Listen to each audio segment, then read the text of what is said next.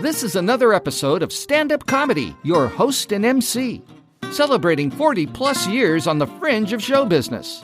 Stories, interviews, and comedy sets from the famous and not so famous. Here's your host and MC, Scott Edwards.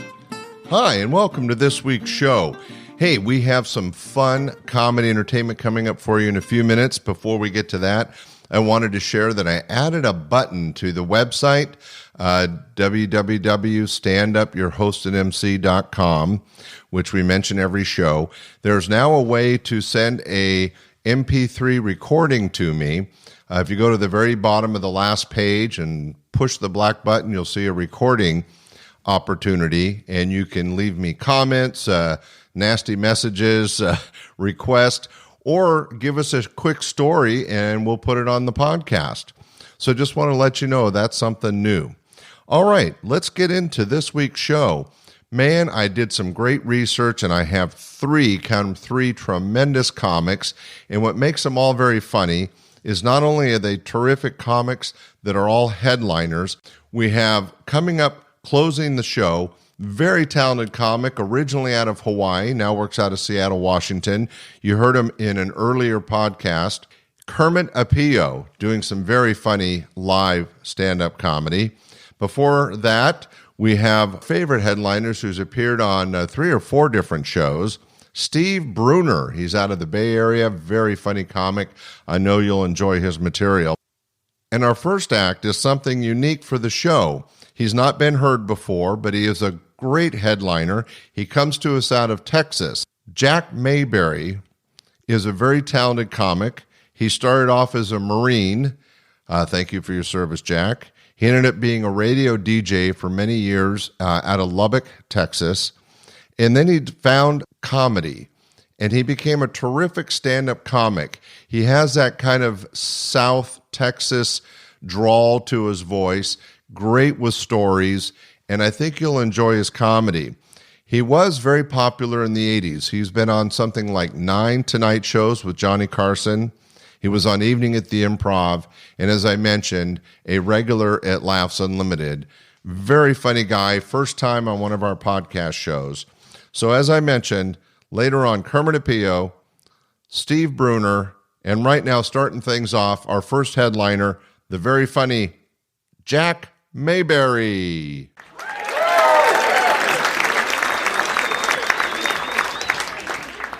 So this guy goes into a bar, and he orders 12 shots. The bartender pours him 12 shots, and the guy starts drinking them one right after the other. Bartender says, "Man, you're drinking those awful fast." Guy says, "You'd drink fast too if you had what I got." Bartender says, "What do you got?" And the guy said, 75 cents.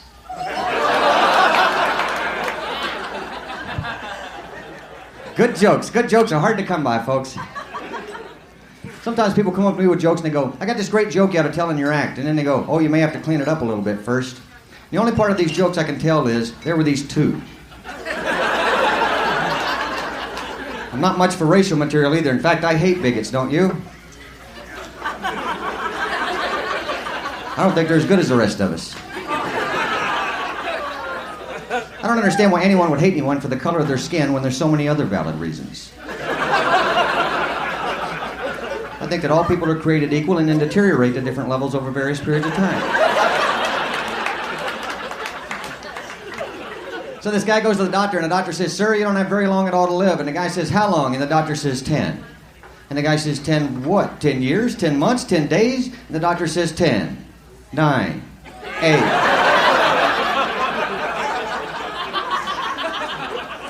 Well, you sound like a good comedy crowd. I got some good jokes. I love doing stand-up comedy, folks. I don't want a real job. You have to go to work. And I don't think I could come up with 3 personal references anyhow. Besides that, getting up before 8 a.m. is highly overrated in my book. Remember, it's the early worm that gets eaten by the bird.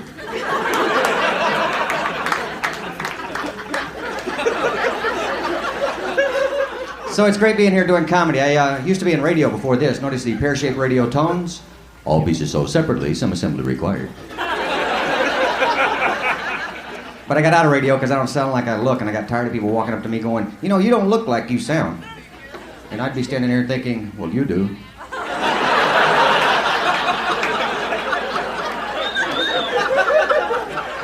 So I got beat up and fired a lot, and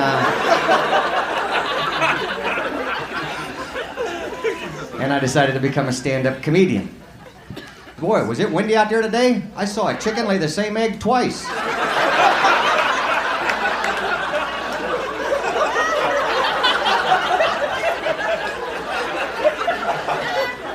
That was great. That reminds me, that's like where I'm from. I'm from West Texas, Lubbock, Texas. You ever heard of that? The wind blows there every day. In fact, one time the wind quit blowing there, everybody fell down.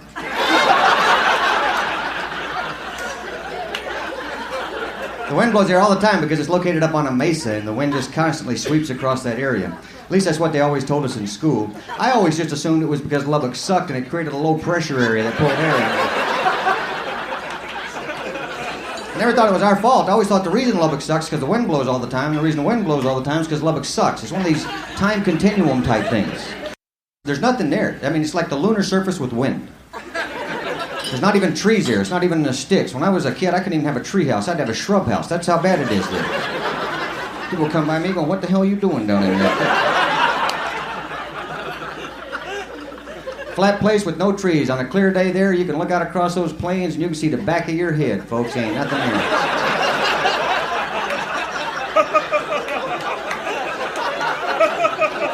And the amazing thing about it is my family moved there. And I'm like, what kind of hellhole could you have come from that you went, yeah, this is a lot better?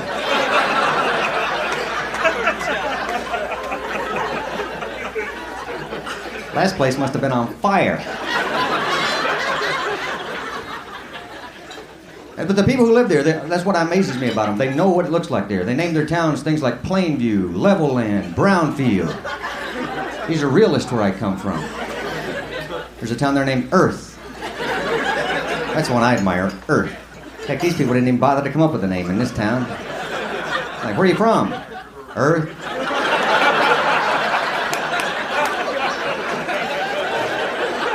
Could you narrow that down for me a little bit? Oh, the brown part, of course. Get in the car, I'll give you a ride. What a great name for a town. I've often wondered how they came up for a name for a town like Earth. I mean, the only thing less creative than that would have been Planet. I mean, they must have gone to some trouble to name the town. A contest, I figured maybe, and Earth probably just edged out Uranus, which would have been a good name. Yeah, I'd have gotten off the main highway to see Uranus. Earth, I might have said, kids, I ain't got time, but Uranus, oh, we're going to drive all the way around Uranus.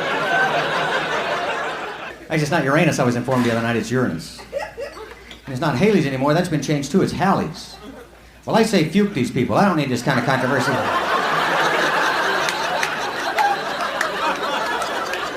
I got enough trouble remembering these words the way they were the first time around. It amazes me even more that puke works. But you laugh at it, so I'm keeping it in the act.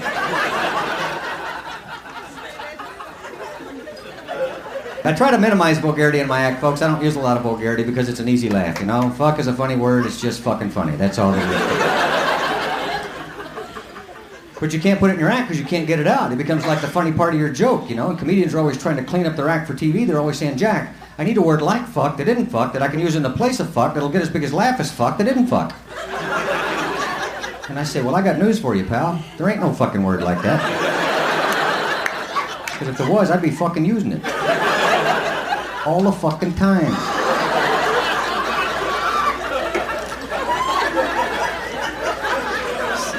I understand the need for vulgarity. It's a very powerful thing, you know? It transcends a lot of barriers. Asshole goes through glass. You know, when you're driving down the highway and somebody cuts you off and you go... You can have the window up and the air conditioner and the radio going and they'll still know what you call them in the next car. Because asshole goes through glass. Clean words don't go through glass. I know, I researched this to some degree. I accidentally used the word asshole in front of my daughter in the car when she was 4, and when they're 4, they're like tape recorders. You never know when they're going to play that stuff back. So I was trying to clean up my act. But you still got the animosity when somebody cuts you off, so I tried the clean version of asshole, which is anus, but nobody knew what I was talking about. I'm driving down the highway going... And people are driving along beside me going,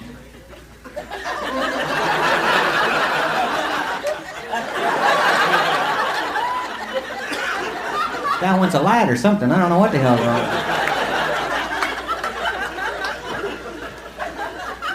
Anus is a great word. It sounds like a name. It sounds like a mom would be out on the porch going, Anus Lee, put on that stick and get in this house. Put on that stick before you poke somebody's eye out. That's what my mom used to say. Put on that stick before you poke somebody's eye out.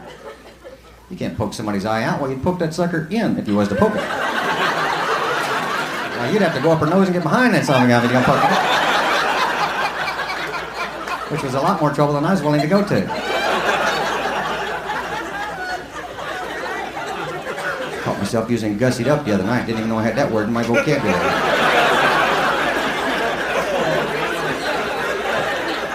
I was just talking to somebody and gussied up came flying out of my mouth. What the fuke was that? Where did that come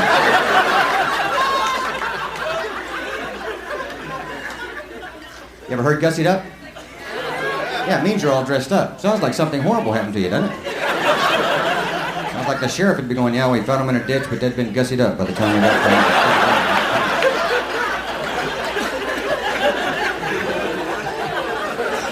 It's actually a real word. I looked it up. It's actually in the dictionary. I thought it was a colloquialism, but it's a real word. But it's gussied. It's past tense in the dictionary. There's no verb form to it. There's no to gus or to be gussed. I don't know exactly how you get this way. Just somehow you get gussied.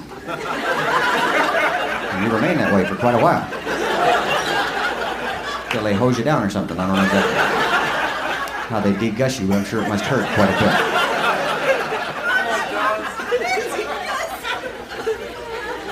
Kind of like mingle. I was at a party recently and they were going, just get out there and mingle. I thought, what a disgusting word that is, mingle. Sounds like you get your hands all greasy out there and mingle. Kind of like you're reading a paper where a lady been found mingled, you know, and hell, they'd come looking for me because I'd been mingling at the party last night. I like merge. There's a good word. I've been living out in Southern California for 10 years. I'm a bad driver now. When I come up the entrance ramp to that freeway at 80 miles an hour, you better get your butts out of the way up there because I'm fixing to merge into traffic. I ain't mingling, pal, so get out of the way. I'm in a hurry and I'm lost. That was Jack Mayberry out of Texas. I'm sure you caught the accent. Very funny guy, always had great stories. We're going to keep this moving right along with our next headliner. You've heard him before on my podcast. He's a great friend. We still work together fairly regularly. He's out of the Bay Area. Let's hear some great stand-up comedy live on stage from Steve Bruner. Played my share of nightmare gigs too. A couple months back, I played a sports bar where after the comedy show, they were having a midnight dart tournament. Man, if there's anything drunk people shouldn't be allowed to do, play darts. One guy sobered up 100 people. All he did was yell out, catch. Started me thinking, not a lot of sports where you drink heavily, then try to do better. Not like a bunch of guys are going to finish off a fifth of Jack Daniels and go skydiving. Unless they invite a designated puller. Not that I would ever go parachuting anyway. I figured out a long time ago, first part of parachute is perish. Guess if it doesn't open, that's where shoot comes in.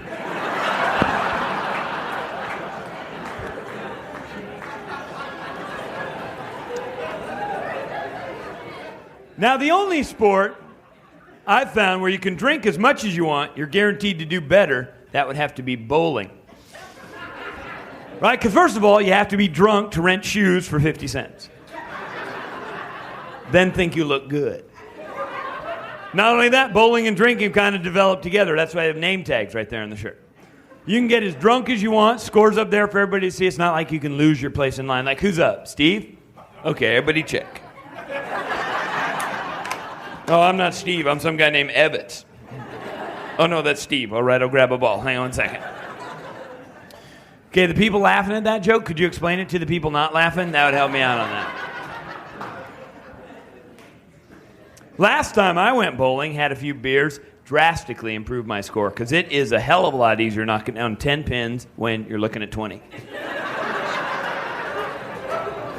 Fun to be here, too. Boy, the last time I was here, had a very bizarre experience. I got carded for buying a lottery ticket. You only have to be 18 to buy a lottery. There's like taking my ego and going, pull! There were about 10 people in line behind me because that's a secret to complete humiliation. You can't be alone, right? So I'm in there feeling kind of lucky. Say, yeah, I'd like to buy a lottery ticket if you don't mind. You need to see my ID for can you believe they're asking? Oh, you can. Okay, all right. Well, here's my ID. It says I'm over 30. Now, if you could just get me some beer and some condoms, I could get my manhood back. In fact, for all these people back here, I want you to do a price check. Now, I'm not leaving until I hear Jumbo Trojans on one.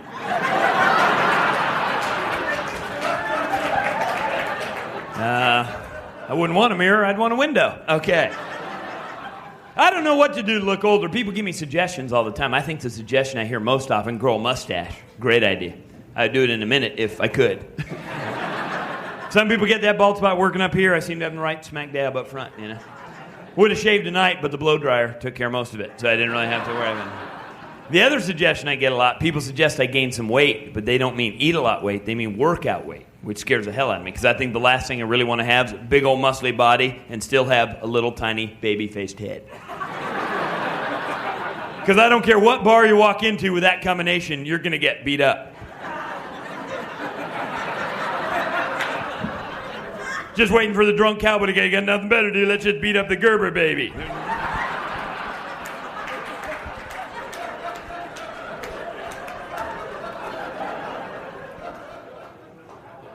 Oh, man, I haven't worked out for a long time, probably. I'm so out of shape. If I went to the gym tomorrow, I'd probably get to the door and have to go, spot me. Okay, thanks, I appreciate that.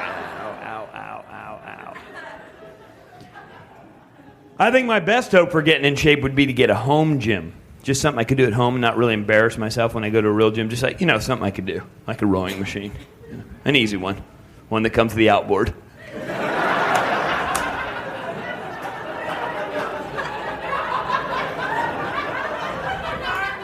I don't want to start with Stairmaster. I kind of want Escalator Master. Almost made it to Housewares. Check the pulse. Doing fine. All right. Feeling good. I have tried the bike, but darn, that stupid bike gives you way too many choices. It gives you like random, manual, hill. I picked hill. Who knew it was uphill? I like the summertime, too. I like it because there are a lot more kids out when it's not school. And I like kids add a whole new perspective to everything you do, just walking around. I know this just from flying in not too long ago. Pilot said something about just as we're about to land, there's going to be turbulence upon landing. So all the adults are hanging on. What the hell does that mean? I don't know. Just hang on. A little girl, about 5 years old, about 4 rows up, is going, whee! That's the secret to life, man. Next time you're in a real frustrating situation, right in the middle of your frustration, just break out, whee! I think it'll help you. Let's say you're at the doctor's office. It's one of those really serious doctor exams where the doctor says that stupid thing like bend over and relax. As soon as he says that, just whee! Hell, give him something to worry about. Because kids are great, man. You want to hear comedy? Listen to a child about 5 years old try to do the Pledge of Allegiance. That's the funniest thing you'll ever hear. I pledge Elizabeth to the flag on the china plates of America, and on the subject of that witch who stands by the one naked individual under God with library juice for Paul. It's like Dr. Seuss wrote it. They have no idea. I grew up not too far from here, Santa Rosa, California. I get to visit that, which is all nice. And I'm driving with my sister and her daughter. My niece is in the car. Radio, a little announcement comes over the radio. It says, 90% of all car accidents happen within 10 miles of your house. My niece turned to her mom and said, we better move.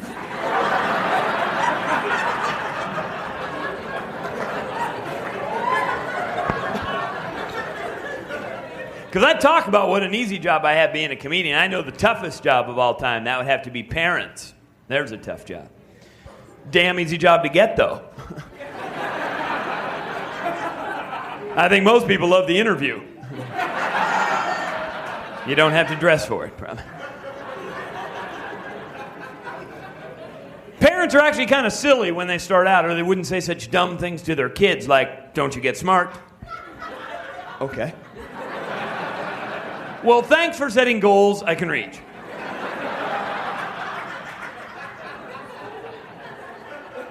Then they say they're teaching us by example. And then they'll go, that'll teach you not to hit your brother. Okay. All right. Not getting smart. My parents were obsessed with my eyesight. Didn't matter what I asked for Christmas or birthday, what I wanted to play with, I was going to poke my eye out. It didn't matter. I'd ask for the BB gun. No, you can poke your eye out with a BB gun.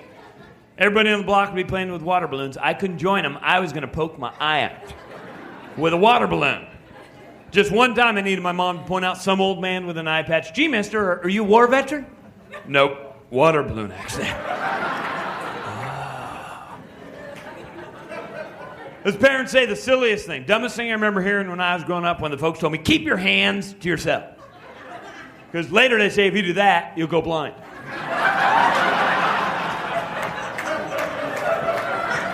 I don't know how they thought I could poke my eye out with that.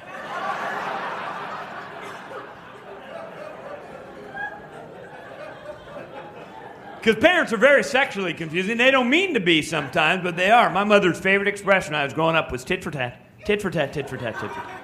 Then I remember reaching puberty thinking, okay, now where can I get some tats to trade? And how many tits for a tat? I need to know the exchange rate here.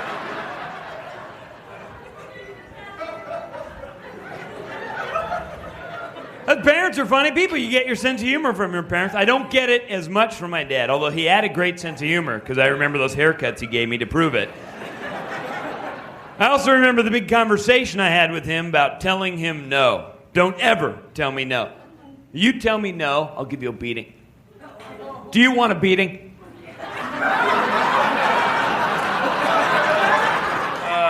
Maybe. If you could rephrase that, I'll get back to you in a couple minutes. How about that? Whee! I hardly ever got in trouble when my dad was around, actually, because he would do something a lot of dads do, something I call head steering. When he was in charge, he'd put his big old hand right on top of my little tiny head and just take me for a test drive. And you could never run away when you're in this position either, because if you got fidgety, he would just downshift. Really hard to run away when you're in that two-legged drive with your vertebrae being crushed underneath it. And he would work this, the coolest part, he would work this into whatever conversation he was having with you at the time. You will never park your bike in the driveway again, will you? Got any questions? No. All right, go play. All right, go play Quasimodo, thanks. I get my sense of humor from my mom because she was very funny. I mean, she'd say the silliest thing, like, it's only funny till somebody gets hurt. That's when it's really funny, duh. I get my sense of humor from my mom because she would laugh at every single joke I ever played on her right before she beat the crap out of me. Always in that order, too, that little laugh was a dead giveaway that you were going to get it. I remember walking in the house when I was 6 years old, had my mom say, don't slam the door. And I don't want to have to tell you twice. I, of course, said, what? She, of course, don't slam the door. And I don't want to have to tell you, don't run from me. Anybody's mom ever said, don't run from me, we all know that was the starter's gun. Because at about 6 years old, we had it figured out. Our moms had zones, right? She had the hit zone, about a foot from her body, where leverage was the best. She had the grab zone, the extent of her reach, to pull you into the hit zone. Everything beyond these two was free space. Also known as the wait till your father gets home zone. So you knew you were in free space if you ever heard don't run from me, because otherwise you'd already be on your way into the hit zone. So your mom said, don't run from me, to try to confuse you so she could move up. Which was the silliest thing in the entire world. As soon as you heard the D of don't, your little body filled with adrenaline, you were a cartoon. I always thought if my mom wanted to confuse me, she should have said something quick and different, like candy. Because for that split second that she needed to move up, I would have looked like a deer caught in the headlights.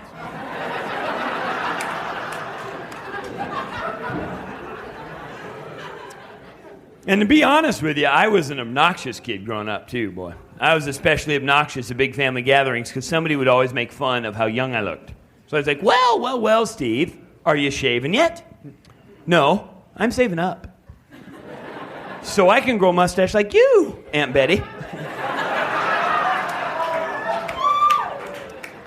Aunt Betty, worst thing about Aunt Betty, she started every sentence the exact same way. I was always, well. First time I heard this, I nudged her. I thought she was skipping. Then, of course, there's the most fun I ever had at one of the big family gatherings. That's when my mom said, all right, now, Steve, eat every carrot and pee on your plate.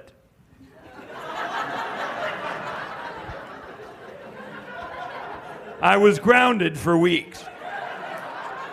Got in one hell of a good shot at Aunt Betty, though. Oh, I know you enjoyed that. Steve is one of the funniest guys around. He is a terrific headlining comic and has worked for me for something like 40 years off and on, and is so happy to be able to present his terrific material. Hey, we're going to keep this comedy pace going with our third headliner in this show. As I mentioned previously, you've heard Kermit's name before. He's been featured on a couple previous podcasts. He is a terrific headlining comic, very clean, very talented. In one of our shows, he did some music for us.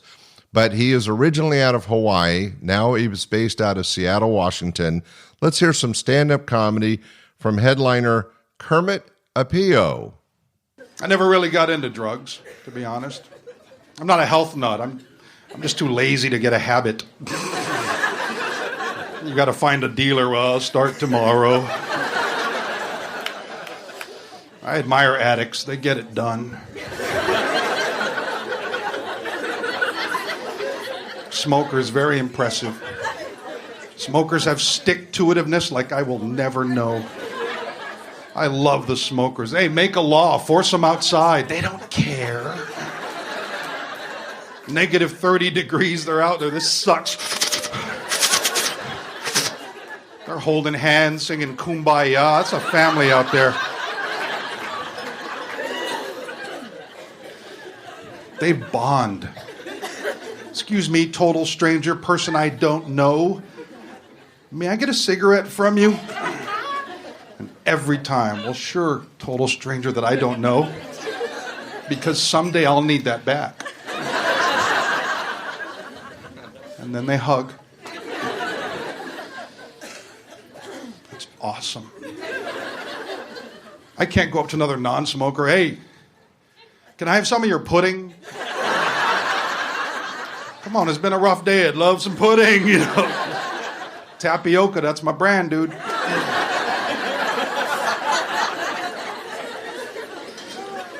The non-smokers, don't get me wrong, I'm one of you, but generally, smokers make better audience members because they don't worry as much. Non-smokers are more prone to the, well, I hope he understands that certain topics might be offensive to certain people. Smokers, no way, that's too many words. We're gonna die, tell us a joke. Woo!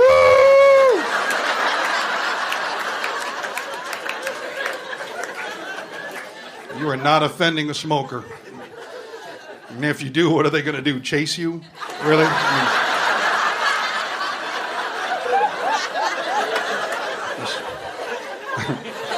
Who am I kidding? I eat spam, they'll catch up eventually. You know? And it's smoker versus spam eater, it's a tie.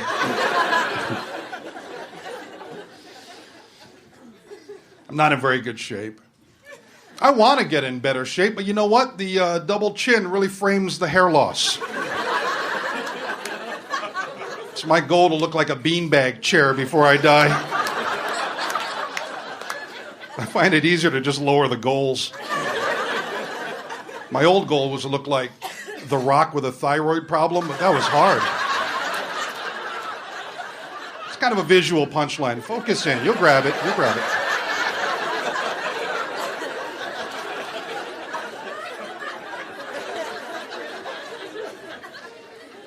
You get these signs you're gaining weight, they're very annoying. I put my cell phone in my back pocket.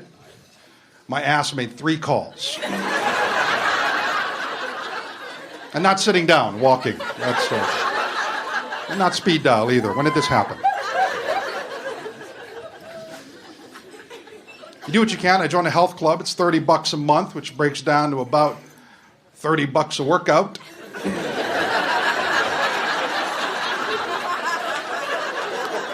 Or $30 a shower if you want to get technical, whatever. It's 4 blocks from my house. I drive. How sad is that?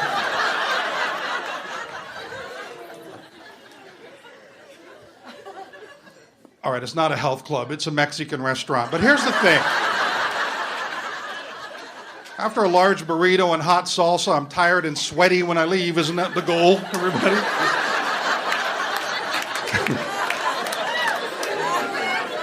This is my job skill, folks. When comedy ends, my first job interview will not go well. I won't know what to say. How about a big round of applause for the other applicants? Woo! Qualifications? Well, I'm lazy and sarcastic. What do you got? 8 hours in a row? Really? It's like a week and a half for me. I work an hour a day. When I have a bad day at work, it's bad for an hour. You know, I got 23 to get over it, you know.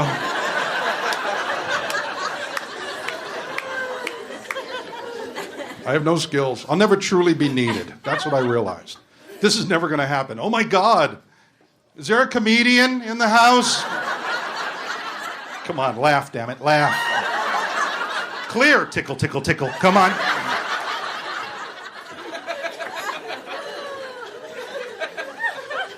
I have no job skills. I have no life skills. I can't fix anything. My car breaks down. I can do 2 things. I can open the hood and stare. And hope to see that big problem right on top. And I mean obvious. It's got to be like, hey, there's a poodle in here.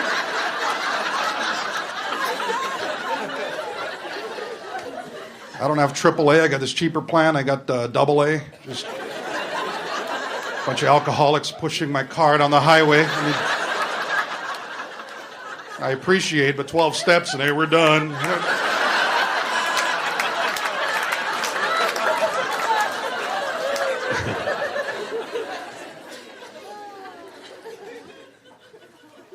I've been doing a lot of flying. And you know what? Here's what I've learned flying through airports across America. Apparently, the smaller the town, the more I look Arab.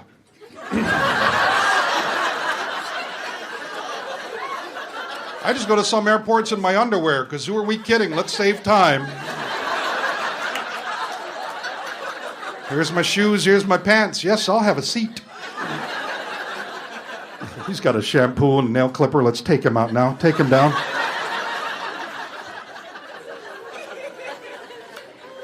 Not only do they take the nail clippers from you, they ask you why you have them.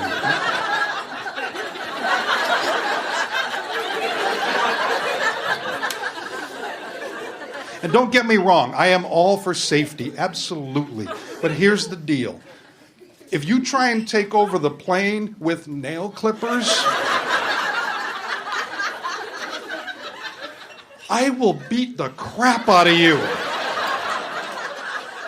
I haven't been in a fight since the 7th grade, but it's go time. I got this.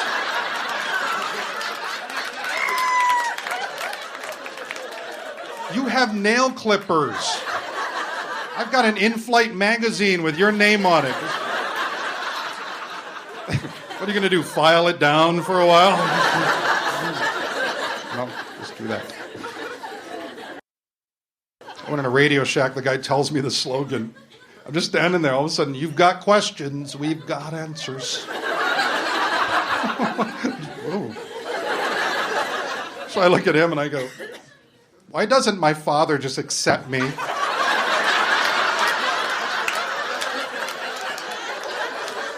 Apparently they don't have all the answers at Radio Shack. That guy was frozen. It's not my department, really.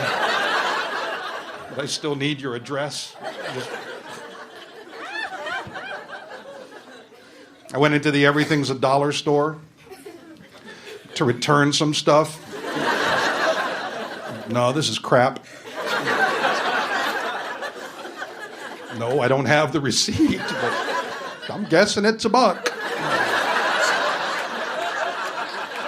I need a price check over here. I need a price check on a paper spatula.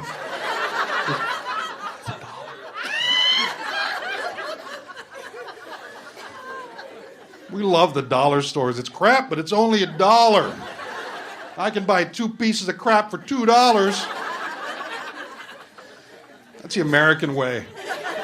The outlet malls. We love, oh, look, I got these pants for $8. Outlet mall. $8. Yeah. Just, well, the zipper's in the back, but it's $8, though.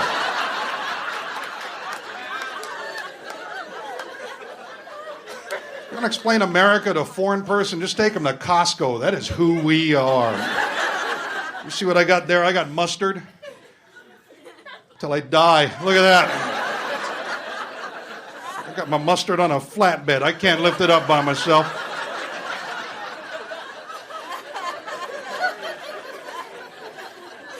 Think about the theory of Costco. If you break it down, here's what it is. Hey, you want to buy 8 gallons of tartar sauce?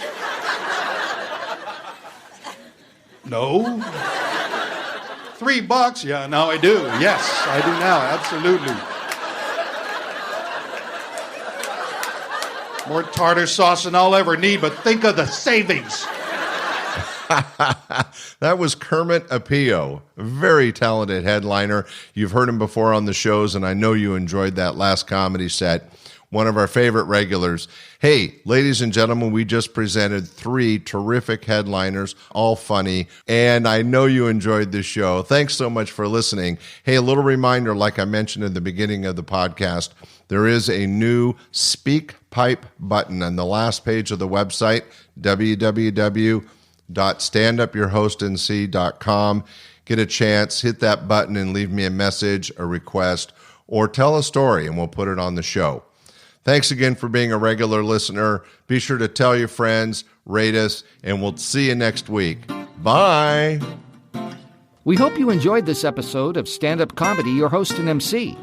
For information on the show, merchandise, and our sponsors, or to send comments to Scott, visit our website at www.standupyourhostandmc.com.